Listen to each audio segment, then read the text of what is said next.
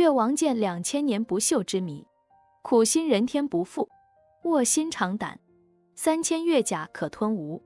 越王勾践是我国历史上有名的人物，他卧薪尝胆的故事更是流传千古，早已经被纳入到了教科书中。没错，越王剑就是越王勾践的随身佩剑。这把宝剑经历了数千年的洗礼，在出土的时候竟然没有斑斑锈迹，这是什么原因呢？根据相关资料显示，这把越王剑是在1965年湖北荆州市江陵县望山楚墓群中成功出土的，属于春秋时期的青铜剑。据说这把剑身上刻有通甲字，意思就是越王勾践的宝剑。后来这把剑也被人们誉为是天下第一剑。这把古剑通长 55.6 厘米，剑身长 47.2 厘米，宽 4.6 厘米，剑柄长 8.4 厘米，重 857.4 克，造型十分精美。它之所以过千年而不朽，其一是因为越王剑的特殊制作成分。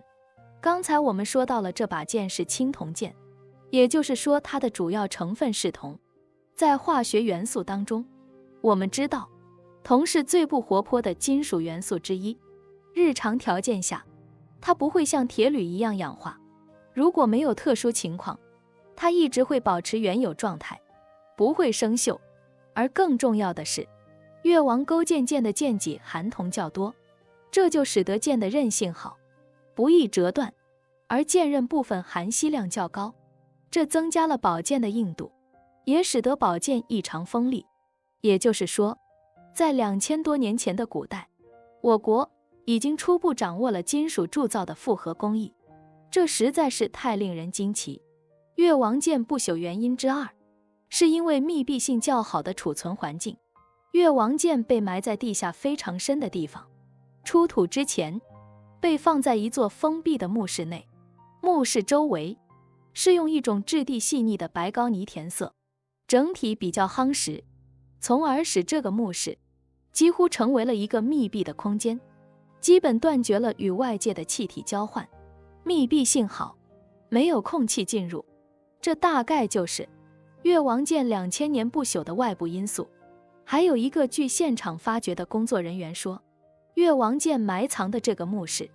曾经长期的被地下水浸泡过，几乎完全的隔绝空气。学过化学的我们都知道，生锈有2个必要条件，水和氧气，缺一不可。在完全隔绝氧气的情况之下，金属活跃性极差，不能参与反应。铜又作为一种极不活跃的金属，在这种情况之下，怕是想生锈也没有条件了。以上的3种说法，就是关于越王剑2000年不锈比较靠谱的说法了。总而言之，在那个时代能够铸造出一把宝剑，经过2000多年都没有生锈，这实在是太令人着迷了。当然，令我们着迷的还有这把剑背后那些动人的历史故事。欢迎关注我的频道，这样就不会错过更多精彩内容。